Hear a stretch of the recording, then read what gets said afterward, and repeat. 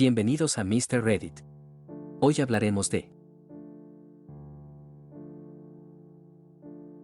¿Qué te rompió el corazón por completo?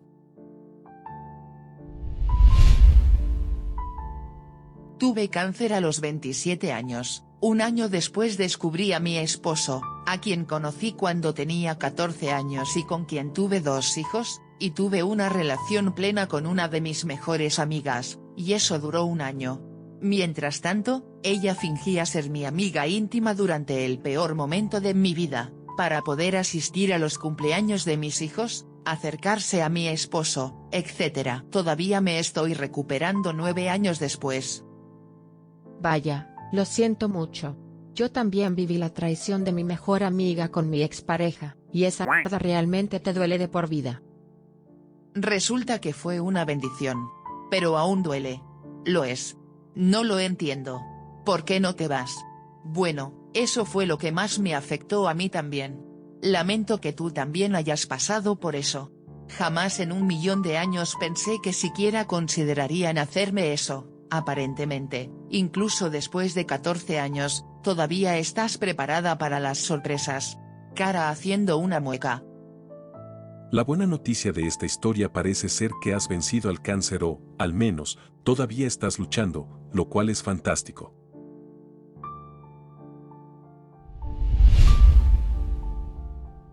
Mi madre murió cuando yo estaba en el último año de secundaria. Todo parecía muy surrealista y como si ella nunca se hubiera ido, ya que todas sus pertenencias todavía estaban en la casa, donde las había dejado. En su funeral, después de oír a mi hermano y a mi hermana hablar, hacer chistes morbosos, como suele hacer nuestra familia, y, en general, hacer las cosas normales de un funeral, finalmente me di cuenta. Habían pasado varios días desde que ella había fallecido, pero de repente me di cuenta de que nunca más volvería a escuchar su voz. Ella nunca estaría allí para regañarme cuando tuviera que sacar la basura, limpiar mi habitación, hacer los deberes o el millón de otras cosas que tenía que recordarme constantemente que hiciera.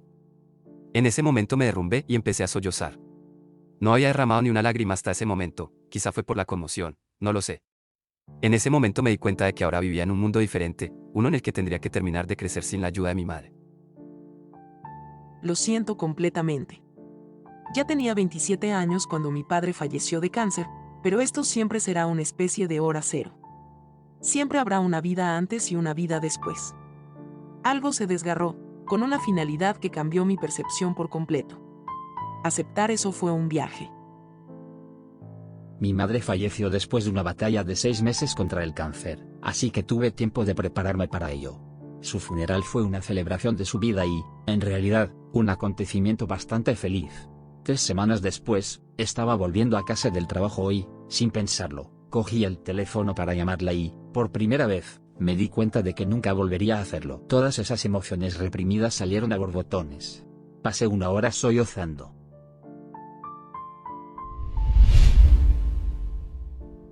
Cuando murió mi hija, nunca me recuperé. Mi hijo fue asesinado hace 10 años y mi padre murió hace 6 años. Entiendo y aprecio lo que dices, pero estoy de acuerdo con el autor. Ya no soy padre. El Día del Padre es un recordatorio absolutamente espantoso de este hecho. Lo mismo. A la mía la asesinaron hace 2 años. Vivía a 1.600 millas de mí y sus amigos pidieron que se hicieran controles de bienestar. La policía dijo que no podían derribar la puerta de su apartamento.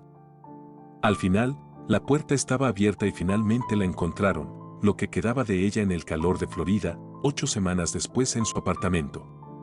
Mi única hija también.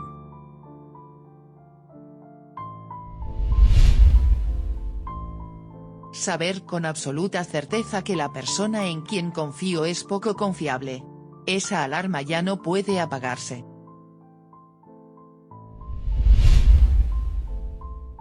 Cuando mi marido y yo nos quedamos embarazados por primera vez, estábamos muy emocionados, planificando el futuro. Luego fuimos a nuestra cita de las 10 semanas. Fue la primera ecografía y nos dijeron que no había latidos. La ecografía repetida 2 semanas después mostró que nunca se había desarrollado un polo neural, lo que se convierte en el cerebro/columna vertebral, ni actividad cardíaca de ningún tipo, que básicamente había dejado de desarrollarse sin ninguna razón que pudieran explicar que un aborto espontáneo era inevitable. Mi marido es un hombre muy estoico, Por lo general no muestra mucha emoción. El hecho de que llorara conmigo casi me rompió el corazón. Para terminar el comentario de una forma más positiva, eso fue a finales de octubre o principios de noviembre del año pasado. Quedamos embarazadas de nuevo bastante rápido, y hasta ahora estamos en la semana 33 con un embarazo saludable. Estoy pasando por esto ahora mismo. La misma historia para nosotros, todo parecía estar bien hasta la primera ecografía a las 11 semanas, no había feto. Eso fue hace poco menos de 2 semanas. Mi esposa comenzó a tener un aborto espontáneo hace 2 días, la llevé al hospital, le dieron el alta a altas horas de la madrugada con una receta de misaprastol. Lo tomó ayer por la tarde y luego, por la noche, sangraba tan abundantemente que tuve que llevarla de vuelta al hospital de inmediato. Escribo esto ahora desde el hospital, creo que todavía está allí 16 horas después. Le han transfundido 3 unidades de sangre y está mejor, pero estoy esperando que los médicos decidan si necesita una cuarta. Ha sido horrible, el shock de saber que todavía no seremos padres. Lloré casi inmediatamente, ella aguantó 1 día o 2, esperar a que se produjera el aborto espontáneo, entrar y salir del hospital cuando finalmente se produjo, ver toda la sangre que brotaba de mi esposa anoche. Me alegra saber que tu experiencia con esto ha tenido un final positivo, ahora mismo queremos aferrarnos a esa esperanza. Te deseo lo mejor para el resto de tu embarazo.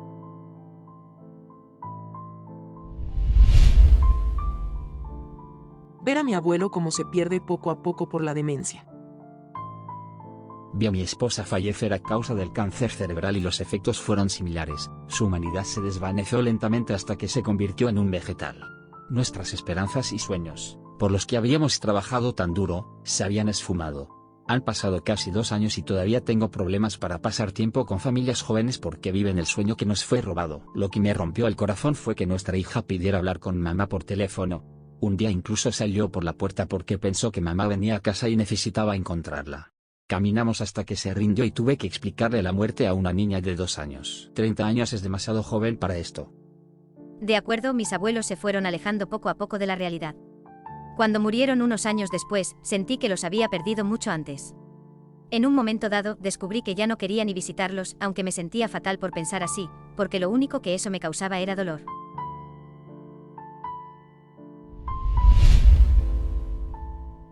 Cuando comprendí que la pérdida de mi audición era irreversible y que ese molesto zumbido se convertiría en mi constante compañero, sentí como si una parte de mí se apagara.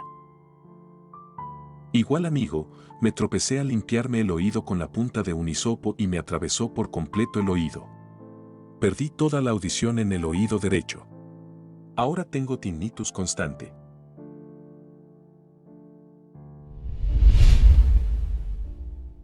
Uno de mis alumnos de jardín de infantes murió en mis brazos. Tenía un defecto cardíaco no diagnosticado. Lamento muchísimo que hayas tenido que pasar por eso, pero estoy increíblemente agradecido de que hayas estado allí cuando sus padres no pudieron estar. Eres un verdadero pastor y lo ayudaste a pasar de un campo a otro. A primera vista, no es justo, ni para él ni para ti. Te deseo una paz duradera, porque hiciste algo increíblemente amable.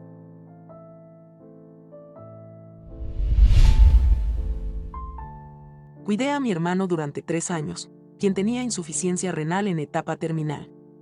Era un paciente no cumplidor y a menudo tenía que estar encima de él para que comiera bien, tomara sus medicamentos y se bañara.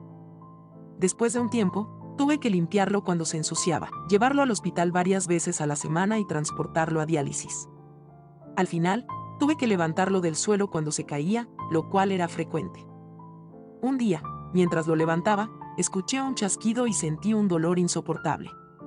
Había desarrollado una microfractura en la cadera por sobreesfuerzo. La próxima vez que se cayó, imploré a los servicios de emergencia que lo ayudaran. No tenía otra opción. Cuando lo visité, me rogó que lo llevara a casa, pero no pude. Me rompió el corazón escucharlo suplicar por irse. Falleció 8 meses después. No pude hablar durante una semana.